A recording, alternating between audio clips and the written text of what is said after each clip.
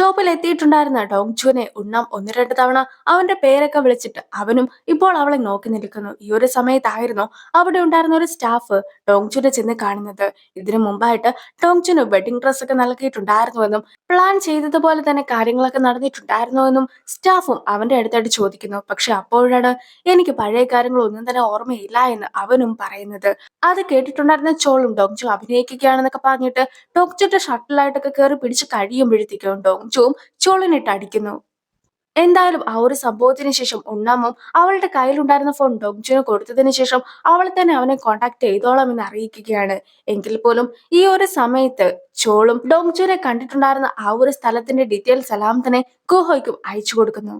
ചോൾ ഡോങ്ചുവിനെ ഒരു സ്ഥലത്ത് വെച്ച് കണ്ടിട്ടുണ്ടായിരുന്നു. ഞങ്ങളും ഇപ്പോൾ ആ സ്ഥലത്തേക്ക് പോയിക്കൊണ്ടിരിക്കുകയാണെന്ന് ജാങ്സിനെയും ഗുഹോയും വിളിച്ച് അറിയിക്കുന്നു. എന്ത് തന്നെ ആയാലും ഇപ്പോൾ ഗുഹോയും ടീമും വേഷമൊക്കെ മാറിയിട്ട് കൊറിയർ ബോയ്സിന്റെ വേഷമൊക്കെ ഇട്ടിട്ടാണ് എത്തിയിട്ടുള്ളത്. ഡോങ്ചു ഉണ്ടെന്ന് പറഞ്ഞിട്ടുണ്ടായിരുന്ന ഷോപ്പിലേക്ക് ഗുഹോയും ഇപ്പോൾ കൊറിയറുമായിട്ട് എത്തുന്ന സമയത്ത് ഡോങ്ചുവും ഡോർ വഴി തിരിച്ചിറങ്ങുകയായിരുന്നു. ഡോങ്ചു ഗുഹയുടെ മുഖമൊക്കെ നന്നായി തന്നെ കാണുന്നുണ്ടെങ്കിൽ പോലും ഡോങ്ചുവും ഗുഹനെ തിരിച്ചറിയുന്നുണ്ടായിരുന്നില്ല. അങ്ങനെ ഇരിക്കെ ഗുഹ അവനെ കൊണ്ടുപോകാനായിട്ടൊക്കെ നോക്കുന്ന സമയത്ത് സ്റ്റാഫും തിരിച്ചിറങ്ങി വന്നിട്ട് ഡോങ്ചുവിന്റെ അടുത്ത് സംസാരിക്കുന്നു. നിലവിൽ ഡോങ്ചു എവിടെയാണ് താമസിക്കുന്നതെന്ന് പോലും അവൻ ഓർമ്മയുണ്ടായിരുന്നില്ല. അതുകൊണ്ട് തന്നെ അവൻ ചെയർമാൻ ചായയുടെ കൂടെയൊക്കെ ഉണ്ടായിരുന്ന വ്യക്തിയാണെന്നും അവൻ താമസിക്കുന്ന സ്ഥലമൊക്കെ തനിക്ക് അറിയാമെന്നും പറഞ്ഞ് സ്റ്റാഫും അവനെ അകത്തേക്ക് കൂട്ടിക്കൊണ്ടു പോകുന്നു. അടുത്തതായിട്ട് ഡോക്ടർ കാങ്ങിനെ കാണിക്കുന്നു. ഡോക്ടർ കാങ്ങും ബ്രെയിനൊക്കെ ചുരുങ്ങുന്ന ഒരു ഡിസീസിനെ കുറിച്ച് കൂടുതലായിട്ടൊക്കെ പറഞ്ഞ് കഴിയുമ്പോഴത്തേക്കുമാണ് ആ ഒരു ഡിസീസ് ഒക്കെ ഉണ്ടായിരുന്നത് ചെയർമാൻ ചായക്കാണെന്നുള്ള സത്യം അവളും മനസ്സിലാക്കുന്നത്. ചെയർമാൻ ചായയുടെ രണ്ടാമത്തെ മകളുടെ ഹസ്ബൻഡ് ഡോക്ടറാണ്. സോ ആ ഡോക്ടറായിട്ടുള്ള ഡോസൂനും അതുപോലെ തന്നെ ഡോക്ടർ കാങ്ങിനും പിന്നെ ചെയർമാൻ ചായക്കും മാത്രമാണ് ഈ ഒരു അസുഖത്തെ കുറിച്ച് ഇപ്പോൾ അറിയാവുന്നത്. എന്തായാലും കൂടുതലായിട്ട് ആരും തന്നെ ഇത് അറിയുവാനായിട്ട് പാടില്ല എന്ന് ചെയർമാൻ ചായ പ്രത്യേകമായിട്ട് പറയുന്നു.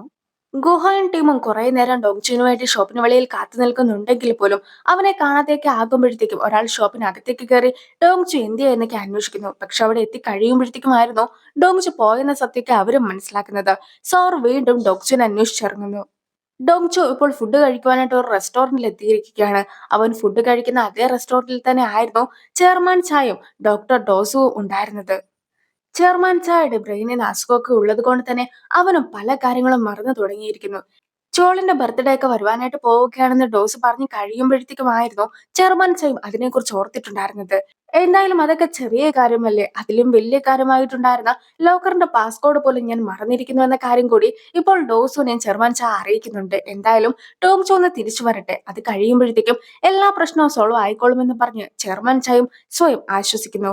അങ്ങനെ ഇരിക്കെ ഡോങ്ചു റെസ്റ്റോറന്റിൽ നിന്ന് പോകുന്ന സമയത്ത് ആ റെസ്റ്റോറന്റിന്റെ ഓണറും ഡോങ്ചുനെ തിരിച്ചറിയുകയാണ്. അങ്ങനെ ഇരിക്കെ ചെയർമാൻ ചായനെ കൂടി കണ്ട് കഴിയുമ്പോഴത്തേക്കും എന്തുകൊണ്ടാണ് ഡോങ്ചു ഇവിടം വരെ വന്നിട്ട് നിങ്ങളെ കാണാതെ പോയിട്ടുണ്ടായിരുന്നതെന്നൊക്കെ ആ ഓണറും ചെയർമാൻ ചായയോട് ചോദിക്കുന്നു.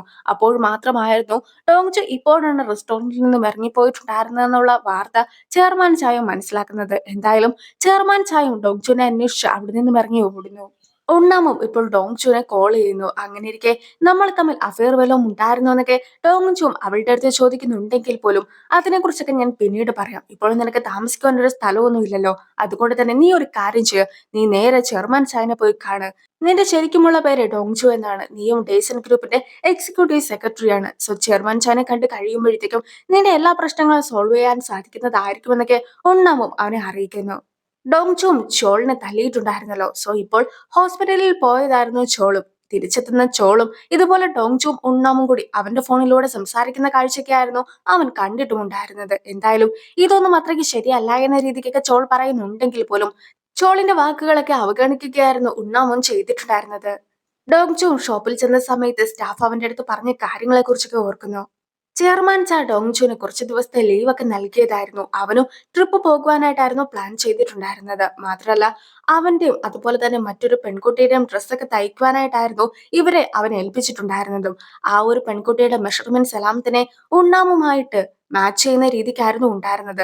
സോ നിന്റെ ബ്രൈഡായിട്ടൊക്കെ വരുവാനായിട്ട് പോകുന്നത് ഉണ്ണാമായിരിക്കുമെന്ന രീതിക്കാണ് സ്റ്റാഫും സംസാരിക്കുന്നത്. ഇത്രയും കാര്യങ്ങൾ മാത്രമേ സ്റ്റാഫിനും അറിയുമായിരുന്നുള്ളൂ. അങ്ങനെ ഇരിക്കെ എനിക്ക് എന്റെ ഓർമ്മകളെല്ലാം തന്നെ നഷ്ടപ്പെട്ടത് കൊണ്ട് തന്നെ എനിക്കും എന്റെ ശത്രുക്കളെ തിരിച്ചറിയുവാനായിട്ട് സാധിക്കുകയില്ല. അതുകൊണ്ട് തന്നെ മെയിൻ ആയിട്ടുള്ള എൻട്രൻസ് അല്ലാതെ മറ്റേതെങ്കിലും വഴിയിലൂടെ വെളിയിലേക്ക് പോകുവാനായിട്ട് സാധിക്കുമോ എന്ന് അവൻ ചോദിച്ചതിന് ശേഷം സ്റ്റാഫും അവന് മറ്റൊരു വഴിയൊക്കെ കാണിച്ചു കൊടുത്തിട്ടുണ്ടായിരുന്നു. അവനും അതിലെ ആയിരുന്നു രക്ഷപ്പെട്ടു പോയതും. ഡോങ്ചു ഒറ്റയ്ക്കൊരു ബെഞ്ചിലിരിക്കുന്നത് ഗുഹയും ടീമും ശ്രദ്ധിക്കുകയാണ്. അവരും അവന്റെ അടുത്തേക്ക് നടക്കുവാനായിട്ട് തുടങ്ങുന്നുണ്ടെങ്കിൽ പോലും അതിനു മുമ്പായിട്ട് തന്നെ ചെറുമാൻ ചായും നേരെ അവനെ ചെന്ന് കാണുന്നു. ചെറുമാൻ ചായനെ കണ്ടിട്ടും അവനെ തിരിച്ചറിയുവാനായിട്ട് സാധിക്കുന്നുണ്ടായിരുന്നില്ല. തന്നെ അറ്റാക്ക് ചെയ്യുവാനായിട്ട് ആരെങ്കിലും വന്നതായിരിക്കുമെന്നൊക്കെ വിചാരിക്കുന്ന ഡോങ്ചുവും ചെറുമാൻ ചായയുടെ കൈയൊക്കെ പിടിച്ച് തിരിക്കുന്നുണ്ട്. നിങ്ങൾക്ക് ഞാൻ ആരാണെന്ന് അറിയാമോ? നിങ്ങളെങ്ങാനുമാണോ ചെർമാൻ ച എന്നിങ്ങനെയുള്ള സംശയങ്ങളൊക്കെ ഡോങ്ചുവും ചെർമാൻ ചായയുടെ അടുത്ത് ചോദിക്കുമ്പോഴത്തേക്കും എന്റെ അതേ അസുഖമൊക്കെ ഡോങ്ചുനും വന്നോ എന്നൊക്കെ ഡോസുന്റെ അടുത്തും ചെർമാൻ ച പറയുന്നുണ്ട്. എന്ത് തന്നെ ആയാലും ഞാൻ വണ്ടിയും എടുത്തിട്ട് വരാമെന്ന് പറഞ്ഞ് ഡോസ് വണ്ടിയൊക്കെ എടുക്കുവാനായിട്ട് പോകുന്ന സമയത്ത് ഡോങ്ചുവുമായിട്ട് സംസാരിക്കുകയായിരുന്നു ചെർമാൻ ചായും. പക്ഷെ കുറച്ച് അകലെയായിട്ട് ഒരു വണ്ടിയിൽ ഗുഹയും ടീമും ഇരിക്കുന്നത് ശ്രദ്ധിച്ചിട്ടുണ്ടായിരുന്ന ഡോങ്ചുവും ഇപ്പോൾ പെട്ടെന്ന് തന്നെ ഒരു ടാക്സിയൊക്കെ പിടിച്ചിട്ട് അവിടെ നിന്നും പോകുന്നു. എന്തായാലും ഗുഹയും ടീമും അവന്റെ പിന്നാലെയൊക്കെ പോകാനായിട്ട് ശ്രമിക്കുന്നുണ്ടെങ്കിൽ പോലും ഡോങ്ചുനെ കണ്ടുപിടിക്കുവാനായിട്ട് അവന് സാധിച്ചിട്ടുണ്ടായിരുന്നില്ല. ഇപ്പോൾ ഗൂഹോയും ചാങ്സിനെ കാണുവാനായിട്ട് എത്തിയതിനു ശേഷം എനിക്ക് ഡോങ്ചുനെ പിടികൂടുവാനായിട്ട് സാധിച്ചില്ലായിരുന്നെങ്കിൽ പോലും എന്നെയും അതുപോലെ തന്നെ ചെയർമാൻ ചായനെയും അവന് കണ്ട സമയത്ത് ഞങ്ങളെ ആദ്യമായിട്ട് കാണുകയാണെന്നുള്ള രീതിക്കായിരുന്നു അവനും ഞങ്ങളെ നോക്കിയിട്ട് പോലും ഉണ്ടായിരുന്നത്. സോ അവനും അവന്റെ ഓർമ്മകൾ നഷ്ടപ്പെട്ടോ എന്നൊരു സംശയമൊക്കെ എനിക്കുണ്ട് എന്ന രീതിക്ക് ഗൂഹോയും അയാളെ അറിയിക്കുന്നു. ഉണ്ണാമും അമ്മേനെ ചെന്ന് കാണുകയാണ്. ഈ ഒരു സമയത്ത് ഒരു ഫ്ലാഷ് ബാക്കും കാണിക്കുന്നു. അതായത് ഉണ്ണാമിന്റെ അച്ഛനായിട്ടുള്ള സുൻഹോ, ആ ഒരു വ്യക്തി ആക്സിഡന്റ് ഒക്കെ സംഭവിച്ചായിരുന്നു മരിച്ചിട്ടുണ്ടായിരുന്നത്. എങ്കിൽ പോലും അച്ഛൻ മരിച്ച ആ ഒരു ദിവസം സെക്രട്ടറിയുടെ അടുത്ത് ഈടുവാണ് അച്ഛനെ കൊന്നിട്ടുണ്ടായിരുന്നെന്നുള്ള ഒരു സംശയമൊക്കെ തനിക്കുണ്ട് എന്ന് അമ്മയും പറഞ്ഞിട്ടുണ്ടായിരുന്നു. അത് ഉണ്ണാമും കേട്ടു. ആ ഒരു കാര്യങ്ങളെല്ലാം തന്നെ ഞാൻ ഇപ്പോഴും ഓർത്തിരിപ്പുണ്ട്. സത്യം പറ, ഈടുവായിരുന്നോ എന്റെ അച്ഛനെ കൊന്നിട്ടുണ്ടായിരുന്നതെന്നൊക്കെ ഉണ്ണാമും ചോദിക്കുന്നു. ഈ ഒരു സമയത്ത് അവളും സൂയിസൈഡ് ചെയ്യുവാനായിട്ട് പോലും ശ്രമിച്ചിട്ടുണ്ടായിരുന്നു. എന്ത് തന്നെ ആയാലും അന്ന് എനിക്കൊരു തെറ്റിദ്ധാരണയൊക്കെ സംഭവിച്ചതാണെന്നും ഈട് ഒരിക്കലും നിന്റെ അച്ഛനെ കൊന്നിട്ടുണ്ടായിരുന്നില്ല എന്നൊക്കെ അമ്മയും അവളോട് പറയുവാനായിട്ട് ശ്രമിക്കുന്നുണ്ട്. എന്തായാലും സത്യങ്ങളൊക്കെ അവൾക്ക് അറിയാവുന്നത് കൊണ്ടാണ് അവളെ യുഎസിലേക്ക് പഠിക്കുവാനായിട്ട് വിട്ടിട്ടുണ്ടായിരുന്നെന്നുള്ള രീതിക്കാണ് അവളും സംസാരിക്കുന്നത്. പക്ഷെ അമ്മയും അതൊന്നും തന്നെ സത്യമല്ല എന്ന് പറഞ്ഞ് അവളെ സമാധാനിപ്പിക്കാനായിട്ട് ശ്രമിക്കുന്നു. എന്ത് തന്നെ ആയാലും ഇപ്പോൾ പ്രസന്റിലെ സീനൊക്കെ കാണിക്കുകയാണ്. ഇത്രയും നാളും ഡോങ്ചുനെ കോൾ ചെയ്തുകൊണ്ടിരുന്ന ആ ഒരു ഫോൺ അമ്മയുടെ കയ്യിലാണെന്നൊക്കെ വിചാരിച്ചിട്ട് അവളും അമ്മയോട് ഫോണൊക്കെ തിരിച്ചു വേണമെന്ന് പറയുമ്പോഴത്തേക്കും ആ ഒരു ഫോൺ ഈഡുവിന്റെ കയ്യിലാണ് ഉള്ളതെന്ന് അമ്മയും തുറന്ന് പറയുന്നു. എന്തായാലും ഇപ്പോൾ നിന്റെ വിവാഹമൊക്കെ കഴിഞ്ഞിരിക്കുകയാണ്. നീയും ഇനി ഡോങ്ചുമായിട്ടുള്ള റിലേഷൻഷിപ്പുമായിട്ട് മുന്നോട്ട് പോകുവാനായിട്ട് പാടില്ല.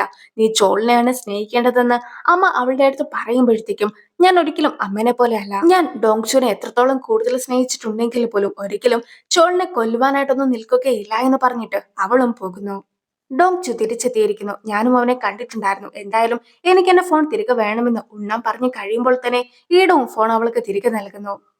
ഡോങ്ചു തല്ലിയത് കൊണ്ട് തന്നെ ചോളിന്റെ മുഖത്ത് മുറിവൊക്കെ ഉണ്ടായിരുന്നു. എന്തായാലും ആ ഒരു മുറിവ് താൻ തെന്നി വീണപ്പോൾ സംഭവിച്ചതാണെന്നൊക്കെ പറഞ്ഞുകൊണ്ടാണ് ചോളും എല്ലാവരുടെയും അടുത്ത് സംസാരിക്കുന്നത്. അങ്ങനെ ഇരിക്കെ അന്നത്തെ ദിവസം ചോളിന്റെ ബർത്ത്ഡേ ആയിരുന്നത് കൊണ്ട് തന്നെ അവനെ ഫുഡൊക്കെ കഴിക്കുവാനായിട്ട് ചെയർമാൻ ചാ തന്നെയായിരുന്നു വീട്ടിലേക്ക് ക്ഷണിച്ചിട്ടുണ്ടായിരുന്നത്. പക്ഷെ ഇപ്പോൾ ചോളിനെ കാണുമ്പോഴത്തേക്കും ചെയർമാൻ ചായും ആ ഒരു കാര്യങ്ങളെല്ലാം തന്നെ മറന്നു പോയിട്ടുണ്ടായിരുന്നു. മാത്രമല്ല ചോളിന്റെ മുഖത്തെ മുറിവ് കൂടി കണ്ട് കഴിയുമ്പോഴത്തേക്കും ഉണ്ണാൻ വീണ്ടും നിന്നെ തല്ലിയോ, അതിന് പരാതിയൊക്കെ പറയുവാനായിട്ടാണോ നീ ഇവിടെ എത്തിയിട്ടുണ്ടായിരുന്നതെന്നൊക്കെ ചെയർമാൻ ചായും അവന്റെ അടുത്ത് ചോദിക്കുന്നുണ്ട്. പക്ഷെ പിന്നീടായിരുന്നു ഇതുപോലെ ചോളിന്റെ ബർത്ത്ഡേ ആയിരുന്നു എന്ന കാര്യം ചെയർമാൻ ചായും മനസ്സിലാക്കുന്നത്. അങ്ങനെ ഇരിക്കെ താനും ഒരു തമാശ പറഞ്ഞതാണെന്നൊക്കെ പറഞ്ഞ് ചെയർമാൻ ചാ സംസാരിക്കുന്നുണ്ടെങ്കിൽ പോലും താനും എല്ലാ കാര്യങ്ങളും മറന്നു പോവുകയാണെന്നുള്ള യാഥാർത്ഥ്യത്തിലേക്ക് ചെയർമാൻ ചായും ഇപ്പോൾ കടന്നു കഴിഞ്ഞിരിക്കുന്നു. ഉണ്ണാവിനെയും ചെയർമാൻ ചായനെയും ഡോങ്ചു തിരിച്ചറിഞ്ഞില്ല എന്നൊക്കെ ഞാൻ അറിഞ്ഞിട്ടുണ്ടായിരുന്നു.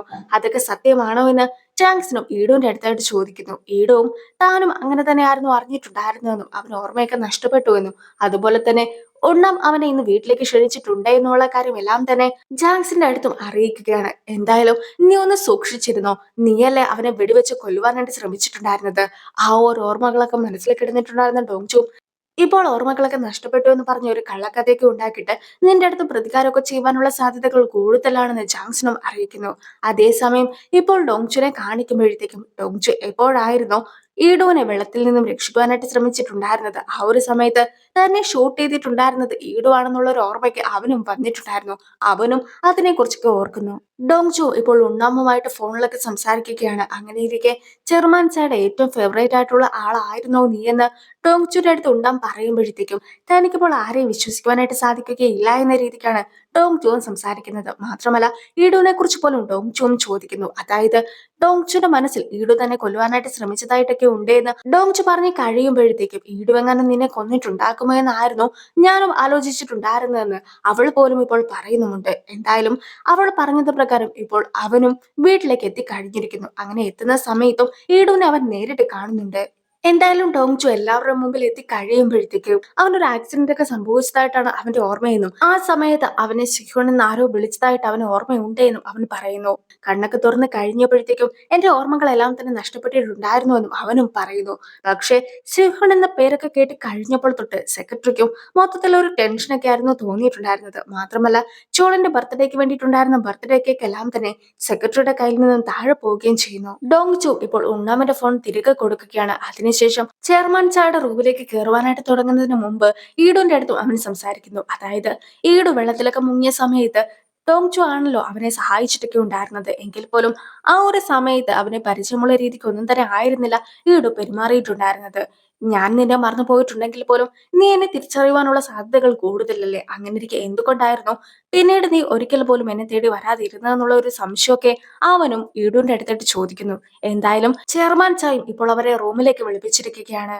എന്റെ ഓർമ്മകളൊക്കെ നഷ്ടപ്പെട്ടുവെങ്കിൽ പോലും ചില ചില ഓർമ്മകളൊക്കെ എനിക്ക് തിരിച്ചു വരുന്നുണ്ട് എന്ന രീതിക്ക് ഡോങ്ചു സംസാരിക്കുമ്പോഴത്തേക്കും എത്രയും വേഗം ഡോങ്ചിനെ ഹോസ്പിറ്റലിലൊക്കെ കൊണ്ടുപോകേണ്ടതായിട്ടുണ്ട്. എത്രയും പെട്ടെന്ന് അവന്റെ ഓർമ്മകളൊക്കെ തിരിച്ചു കിട്ടുവാനുള്ള എല്ലാ കാര്യങ്ങളും ചെയ്യണമെന്ന് ഡോസുവിന്റെ അടുത്തും ചെയർമാൻ ചാ പറയുകയാണ്. ഈഡും ചാങ്സിനെ കോൾ ചെയ്തിരിക്കുകയാണ്. ശരിക്കും ടോങ്ജുന് ഓർമ്മയൊക്കെ ഉണ്ടായിരുന്നുവെങ്കിൽ അവൻ ആദ്യം കൊല്ലുവാനായിട്ട് ശ്രമിക്കുക എന്നെയായിരുന്നു. പക്ഷെ അവനും മരിക്കുവാനായിട്ട് പോയിട്ടുണ്ടായിരുന്ന എന്നെ രക്ഷിക്കുകയായിരുന്നു ചെയ്തിട്ടുണ്ടായിരുന്നത്. അതുകൊണ്ട് തന്നെ ശരിക്കും അവന്റെ ഓർമ്മകൾ പോക്കുവാനായിട്ടുള്ള സാധ്യതകളാണ് കൂടുതൽ.